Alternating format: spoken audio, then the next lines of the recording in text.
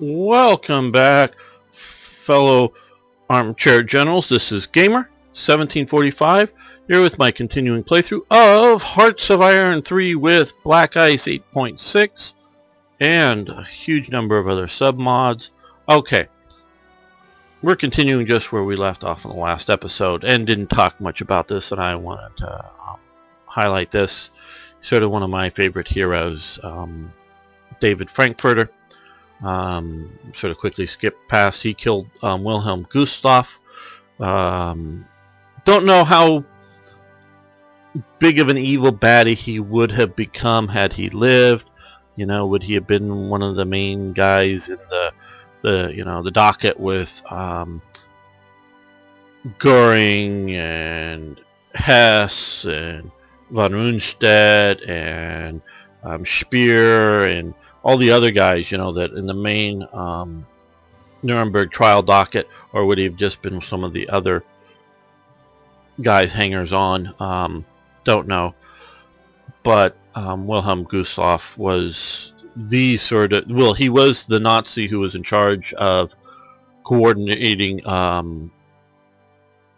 German Nazis outside of Germany. That was his main goal, and he was a dual citizen with Switzerland and Germany, and David there shot him because he realized the Nazis were very bad people.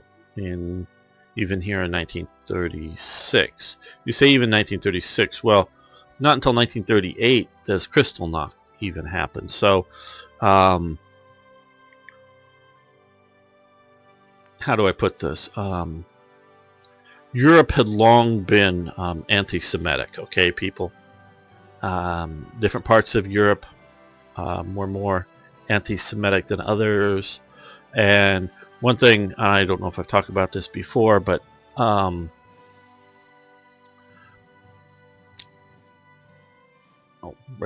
York Jews and a lot of Jews on the East Coast have a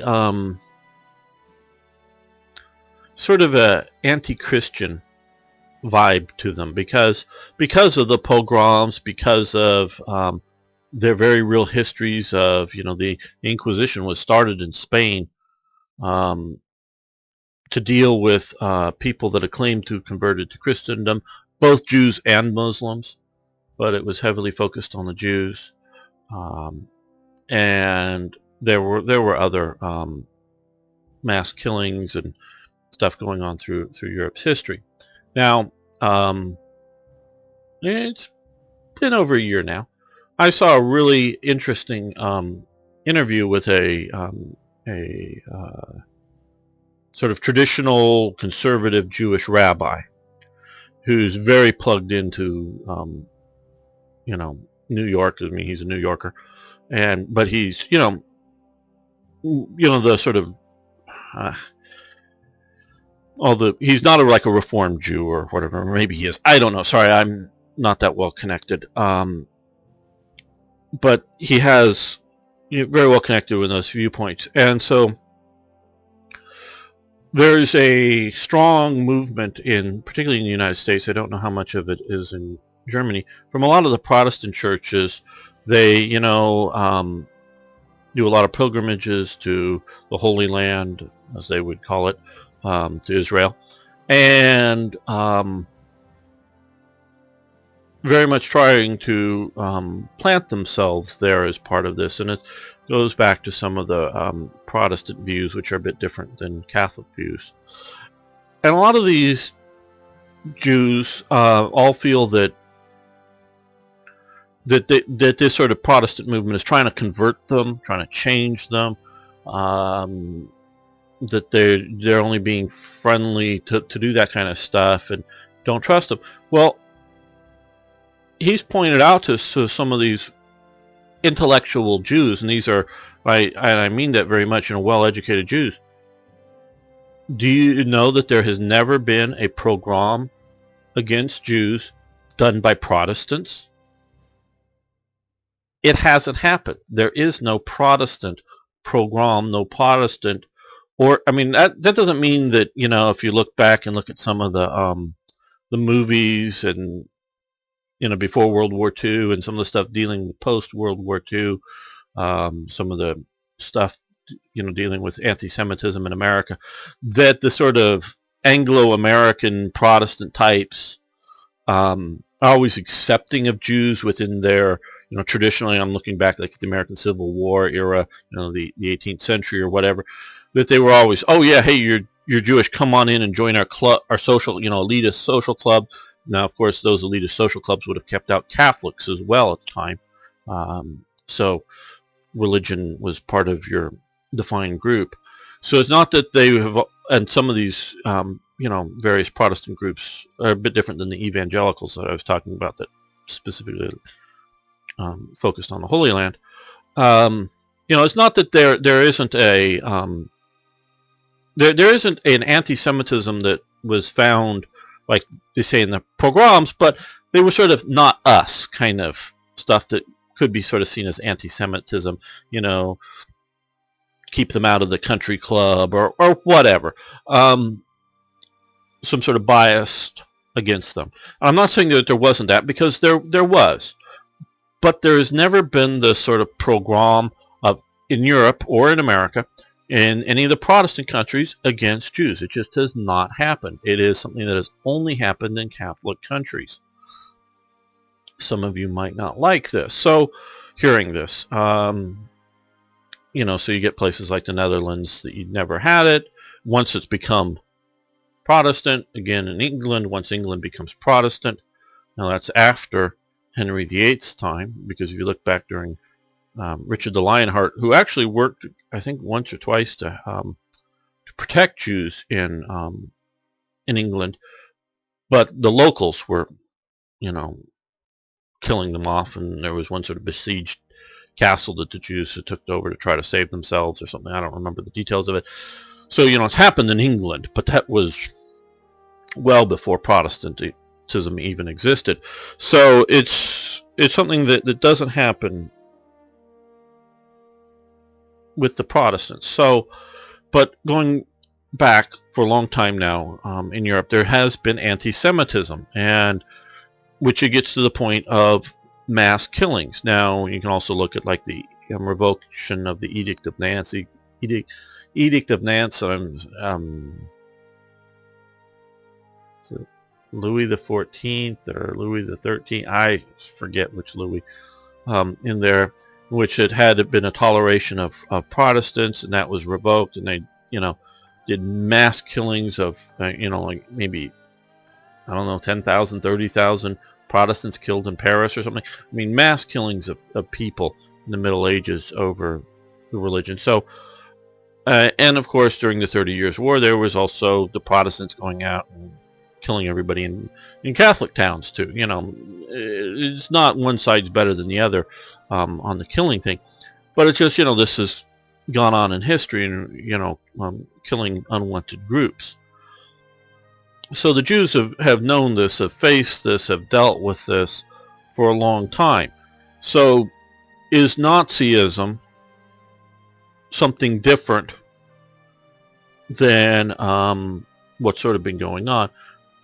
Well, David Frankfurter saw it as such already in 1936, and this is long before any killing fields, rounding up of Jews in concentration camps because they're Jewish. They might have rounded them up because they were communists or something, but that. And so he took direct action and also targeted action, meaning he assassinated Wilhelm Gustloff. He didn't plant a bomb to kill people.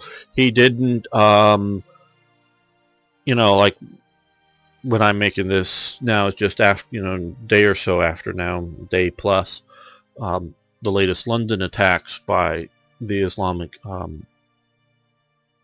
fundamentalists, ISIS fanboys. I don't know that they were ISIS, but they were ISIS fanboys, killing people in London.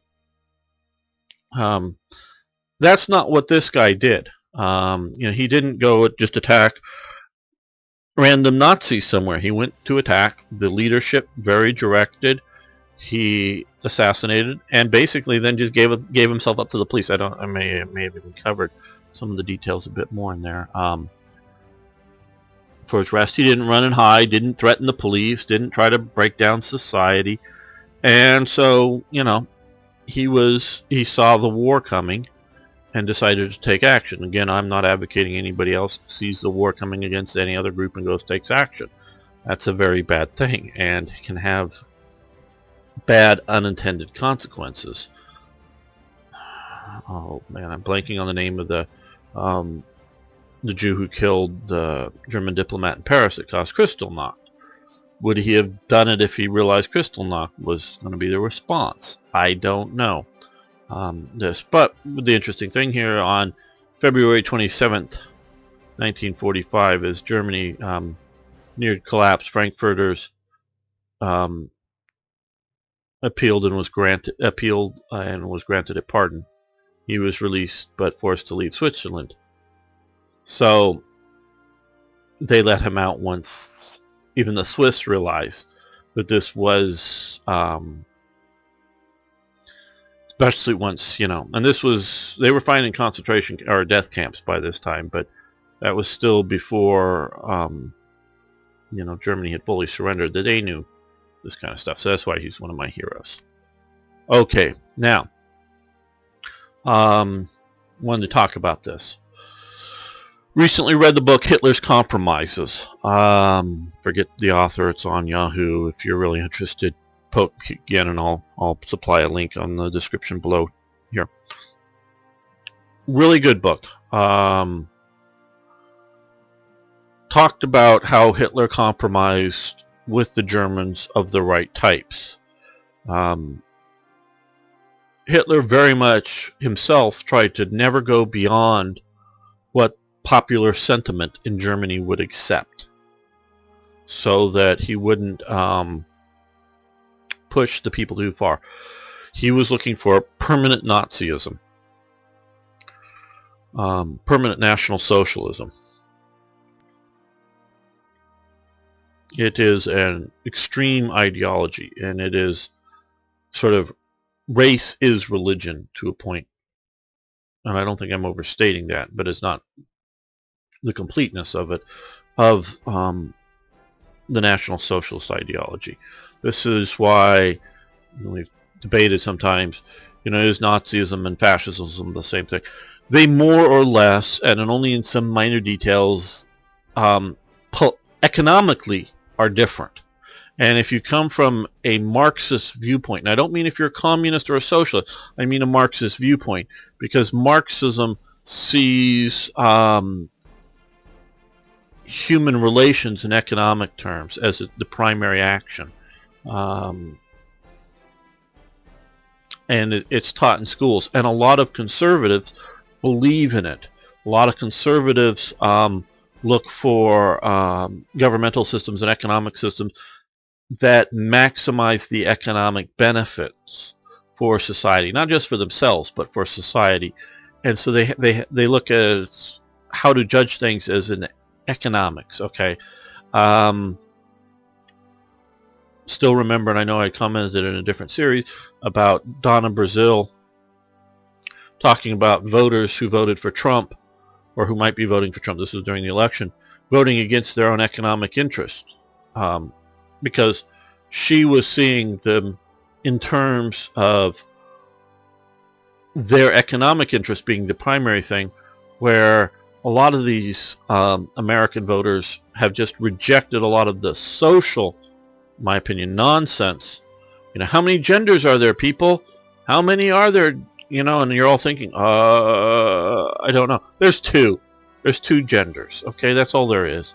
But what if you're questioning, transitioning, no, there's two genders. Now, you can try to deal with things, and people have wish to change the genders. I can understand that people want to change genders or whatever, but there's two genders. Okay, so the sort of the nonsense that this world's going through, that a lot of people voted for Trump just because of this nonsense, even if it might not be economically good for them. This is what I'm talking about, the Marxist view of history and of people in society. They see everything through economics. So if you're looking at political system, oh well, Nazism and fascism, they're the same thing because they have basically the same economic system. They're not the same thing. They're very different, incredibly different. They mainly share a economic viewpoint, and yes, they're in a way hyper nationalistic, but Nazism goes way beyond it, because it's a race, where fascism, it's a hyper nationalism with a economic system on it, but they don't see race in the same way, nowhere nearly the same way. You can look about Mussolini trying to assimilate particularly other European type cultures. It just, and they were wanting, they're very much not the same thing. They are, like I say, economically they're very similar, but they're not. So Hitler himself did not want to get out in front of the German people. He used his subordinates, often the Gauleiters, to push things in different regions to push, National Socialism on the people. And when the people rejected it, often they believed, well, if Hitler only knew the problems that were going on in Munich or wherever it was, he would sort this out. If Hitler only knew, and Hitler knew, and we have enough records that he knew of because I read the book of these different problems. But if Hitler only knew, he would put a brakes on this thing. So he tried to be this guy above the thing, and the various Gauleiters pushing all these things, and so the Gauleiter would be sort of have to retreat on the policy and be chastised or whatever, and no, don't do this or don't do that. A lot of it comes to religious education. The Nazis wanted to take over all education. So this is another major difference between fascism and National Socialism. Mussolini turned over much of the education system to the church, especially in the younger ages. It was basically run by the church in Italy. In Germany, and the book talks about this. If you want to go in, and they cite the sources, so it's not like, oh well, because he said it in some book. They cite where it's going. That they were going to remove all Christianity from Germany, and Hitler himself said, well, my mother would never give up her faith, and so he knew the older generations, and he was never going to force the older generations to give up Christianity.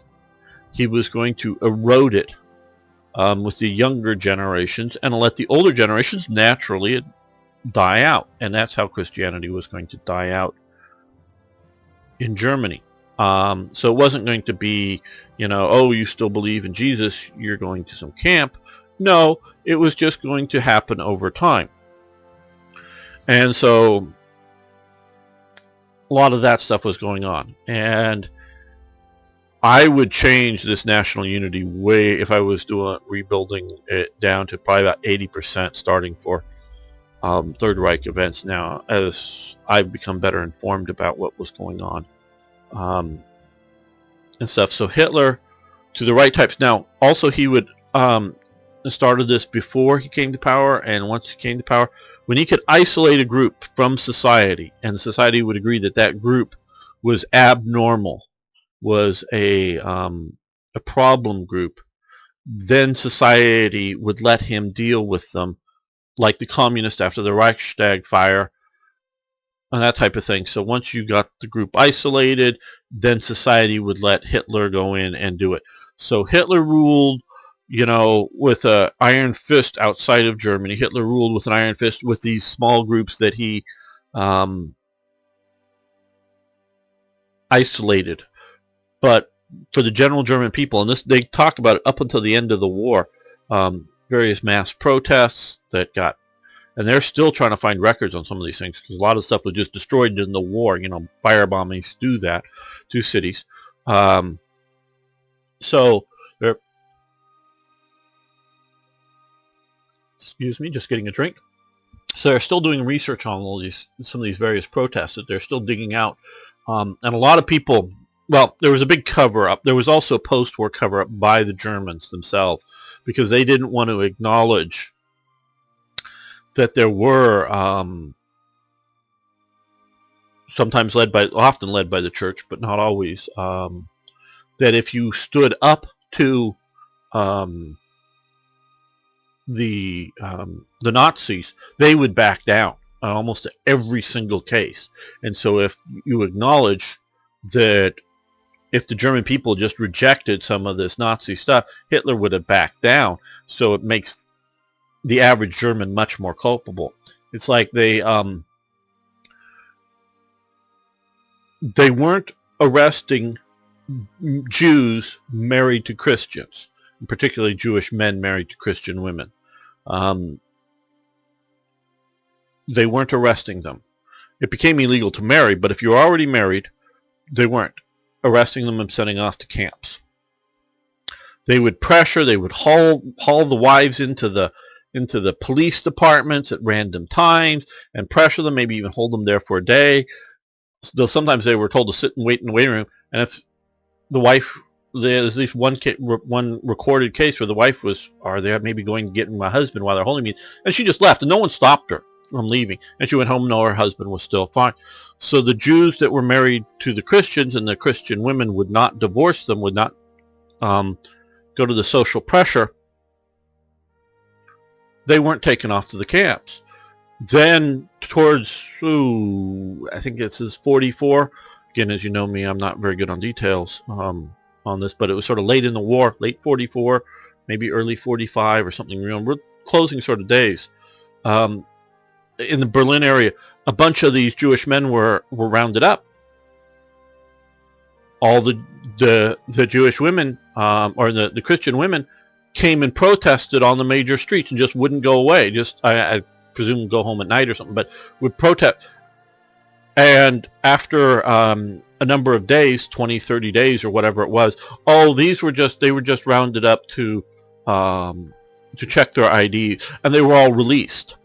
So the wives saved these men from going to the death camps if they stood there, if they went out and protested. But these protests were never mentioned in the newspaper. And the book goes into talk about those various word-of-mouth campaigns that were going on during Germany. I'm going to get to some of the other ones as they relate to the history. So whenever the German people pushed back against the Nazis just about in every case folded. They always folded. So had the German people just said no to the death camps, there wouldn't have been the death camps. The German people were complicit. And this is part of the major guilt that the Germans feel. And they should feel for this stuff. And it's not just the Nazis. And so every time they push back, and I'm going to talk about some of the stuff dealing with various air raid,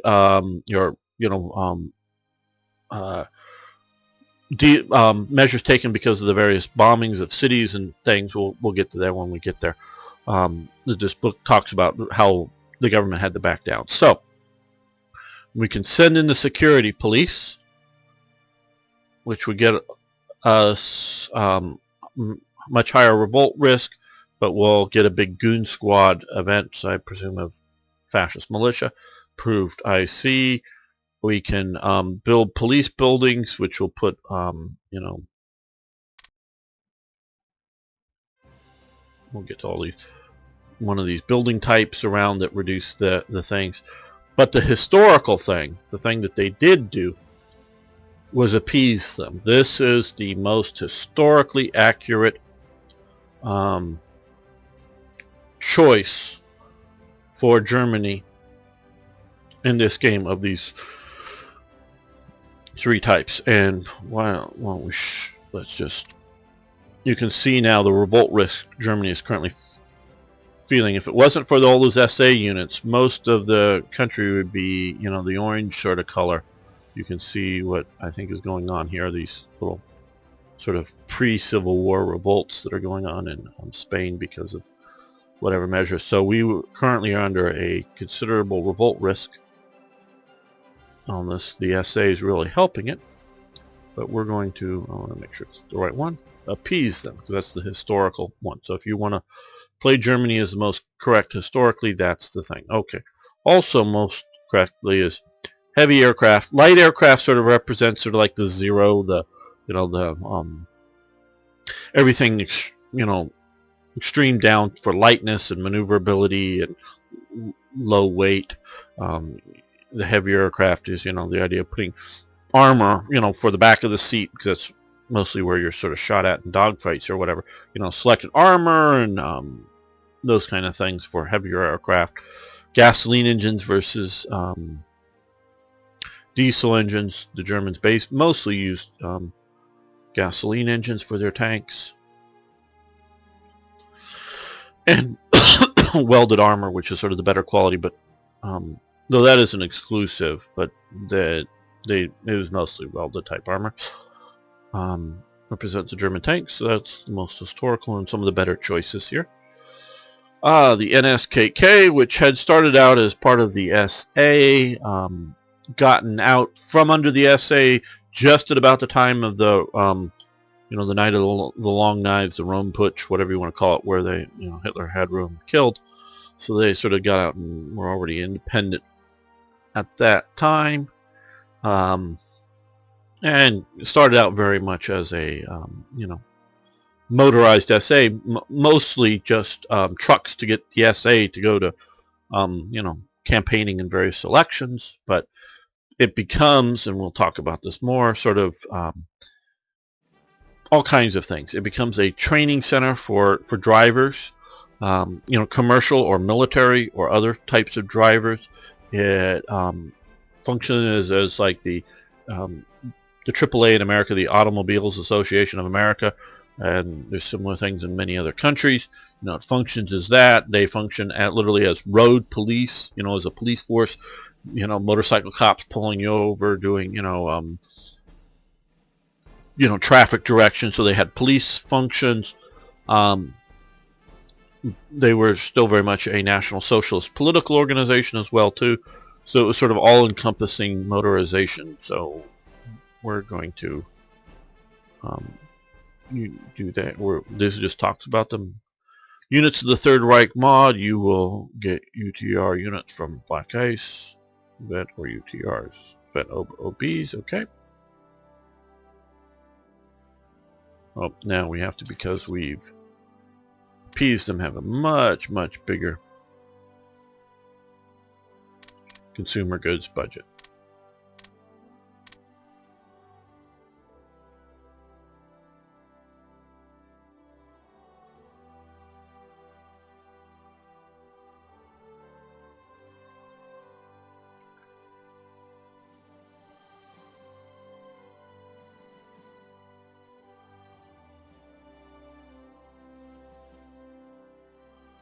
Oh, we'll go down right about there. Let's increase this just a bit.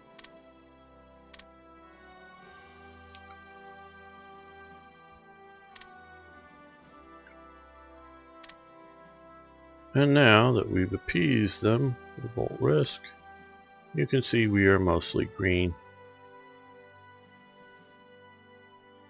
Alrighty, we go to totally green here. Yeah, a little orange around. We don't have any SA up there. Send them out there too. Okay, Trommler Zigaretten. Just in my research of the SA, I found this and I was fascinated by this. This was a racket for the SA to make money. They sort of went around to merchants, cigarette sellers, merchant types that did those, and convinced the merchants to buy the Trommler cigarettes that were, from what I understand, sort of substandard, and to buy them and then obviously to resell them, as well as to try to convince the SA men themselves to buy them and smoke them. Remember, there's many more SA men than there were in the army, so that's a pretty big group of sales things. So found the various advertisings, and I hadn't known this when I was finding this out. Now, the SA stopped manufacturing these in 1934. This is one of my sort of timeline didn't quite fit. So obviously it was well after Germany, the Nazis came to power in Germany. So wanted to sort of share this, but you have, because I see money as an international exchange function. Not all, like talked earlier, some of the moderates see things, money is different than that, the way they use it. I see that as purely as an international exchange things. So like my friend George, 1941, who's provided so many events to this mod, will often add money to things, and sometimes he's very right in it that it's like gold bullion or something that you're taking over, and then it should add money because that's gold is an international exchange thing. If it's something that's purely done domestically, I don't like to use it. That's why I've done supplies, because I look at that as more of the domestic thing. So you can lose some research on medicine, which I don't know how much. Gain some in dissent. The dissent you gain is the SA are sort of pleased, but the merchants aren't necessarily pleased because you're sort of using this. You're continuing to use the SA to strong arm the merchants to sell your cigarettes, and you gain a huge amount of supplies if you want. Or you can do what they actually, obviously they stopped this in 1934, and as we'll see later, they have various anti-smoking campaigns that they go on for better health. Nazism is a holistic viewpoint. Nazism, National Socialism, however you want to say it, were some of the first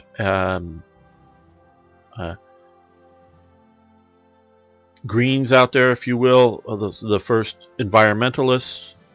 They the modern environmentalist movement would agree with the Nazis heavily on a lot of the environmentalist stuff, including the use of state power to enforce environmental actions. They would agree with this. I'm not saying modern environmentalist agrees with Nazi race theory. No, I'm not. Don't put words in my mouth or don't ideas. I'm not saying anything like that. They just would agree with Nazism and their environmental policies, including the policies of how the Nazis carried out their environmentalism. Nazis were very strong environmentalists, very, very strong environmentalists. But they were also very, very strong with health care for the German people. But, and I've learned a bit more about this, reading the book Hitler's Compromises, I'm not sure just where the useless eaters balance goes to the racial hygiene element goes. The book goes in a lot about the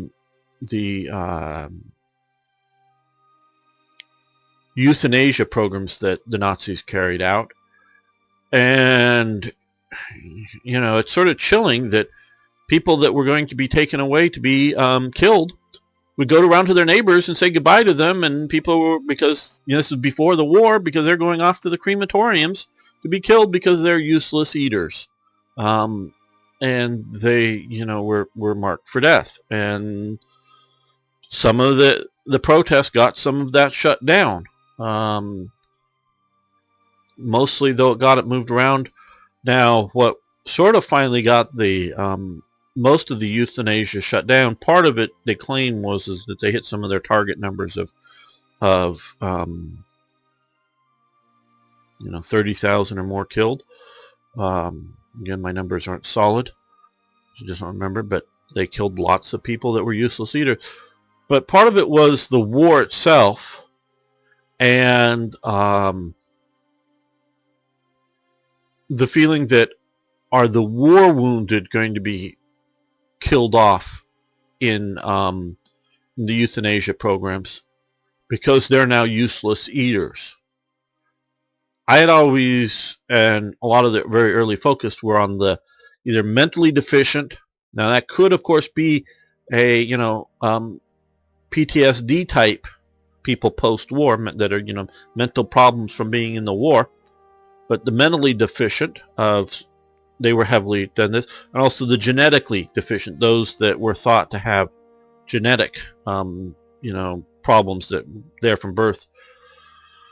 So that was some of the things that they were going on, but they very much wanted to control the health programs and use the state to control the health programs and how you were doing this. And yes, this is some of my political views, but it's also very much what they were willing to do is healthy people, and if they were going to enforce it. So we're going to do the stop smoking just because I'd rather have the medicine gain, and yes, build air bases. Yes, we want to do that. Now, remember, once you get that, come down here. Because if these things stay here long enough, you'll end up having to pay for them. Because they'll get readjusted to whatever it costs to build an air base. So you want those up there now. Because they should all be... Oh, no, I've got to wait for the day to go by. No, not that fast. That's just too fast. Okay, lost that. So you can see now they're all gone. So the air bases. Bra bag. Okay, this is part of the plants and development of the synthetic fuels. Bra bag is an acronym. You can read some of the stuff up there. For the overall group that was handling the various development of synthetic fuels and also synthetic rubber eventually too. But yeah, so we want that.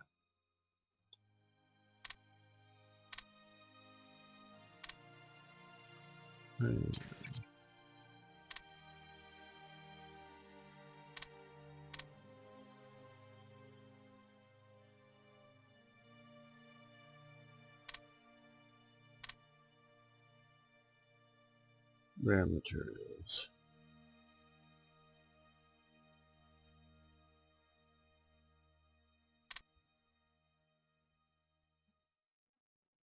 No, we don't want to give them money for fuel. We want to get rare materials. Let's see who we might get rare materials from, other than the Soviet Union.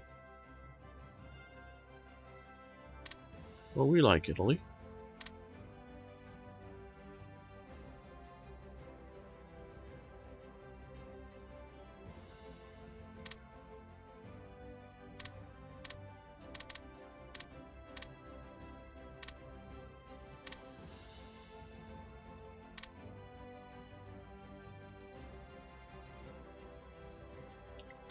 And we like Japan, so let's see if we can do a Japanese too.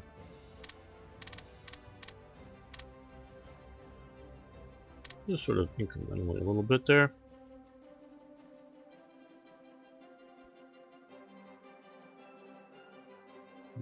Not a big enough thing.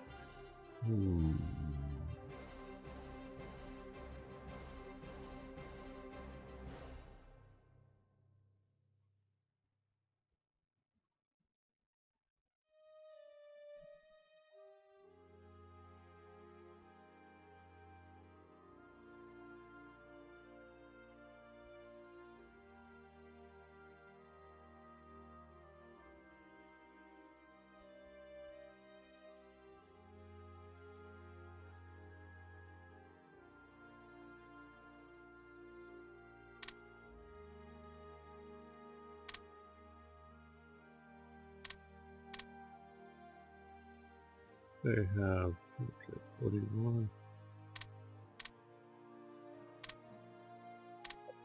Should alleviate, and we're going to decline the Soviets.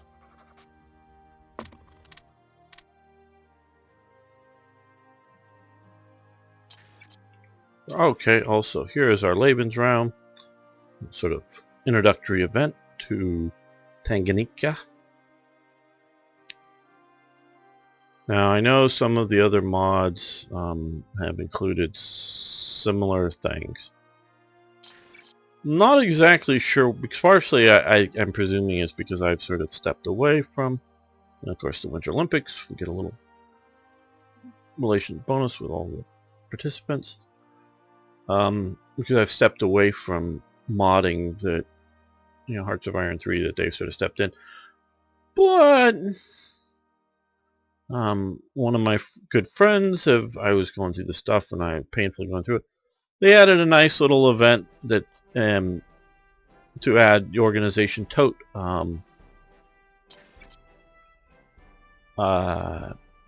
units in Italy. I looked at their OOB for what they add, and it's okay, but it's not as it's not as extensive or as good as the one that had long been in Third Reich events, and I think they play Third Reich events. I don't know whether they just didn't know it was there in Third Reich events because they never lost us playing playing Germany. Italy lost because you have to see the event fire in Third Reich event. Italy has to be doing doing badly, and then it fires. So you wouldn't see it. It's not like some of the other events that happen just because it's only when Germany's occupying countries and they're not occupying Italy that way or whatever. So no, I wondered why they did that, because they didn't do it as well. Of course, this is another sort of information about the past. 1930 expedition to the Himalayas into Tibet. A little more info so you can see the pictures. It was in that book about it.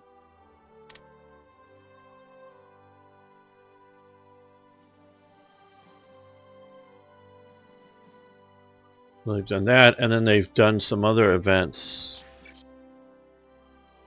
Finished the Autobahn, or no need. Philip Holzman, I believe that company is still in existence today. We'll gain some. You want to do this because it does eat up a lot of supplies in metal and energy. Sort of finish out the Autobahn here. They were one of the major construction companies still doing it. Of course, as organization Tote is growing, they were also doing a lot of that. But what you want to do is come down here, move these to the top just to get them out there because they're all nearly completed. So the Nordische Gesellschaft. The Nordic Society was an association founded in 1921 with the objective of strengthening German-Nordic cultural and political cooperations after the National Socialist takeover in Germany in 1933. They tried to utilize the Nordische Gesellschaft. Sorry, my German's bad. I'm sorry, I'm butchering it. For the National Socialist causes. So yes, this will prove useful. This is from D-Worm's events. And so I, don't know why they chose to make some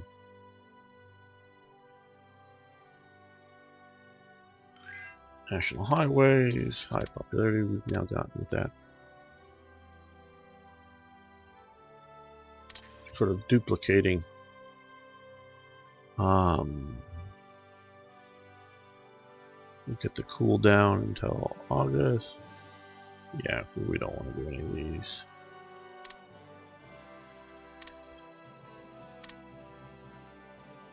I'm leaving these in the pool so they don't change our... Yes, good. We want the money. Add to our maintenance costs for a number of units and things.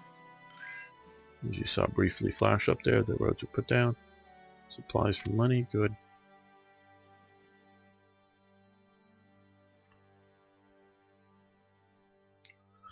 I have no problem with other modders wanting to, shall we say, add events and things that aren't covered in something like Tanganyika. But they sort of duplicated the stuff in Tanganyika. I've thought the thing is because they grant cores in places like Cameroon, Southwest Africa, that Tanganyika just doesn't cover those, but they also cover Tanganyika. You see the pretty pictures that I've added.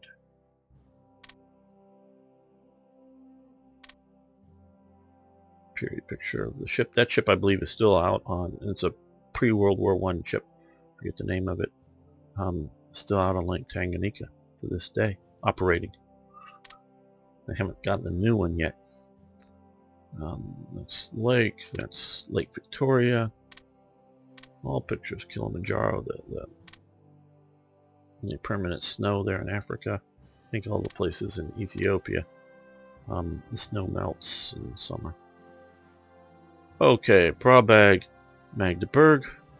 Now this one, see, the previous event basically covered what was already being done. So you didn't have a choice because it was already done. We were just informing you about it and adding its effects there. Where this is, do we want to build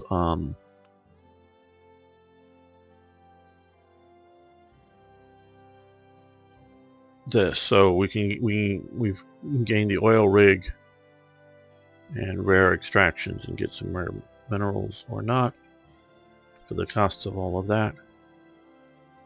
And we're going to do that.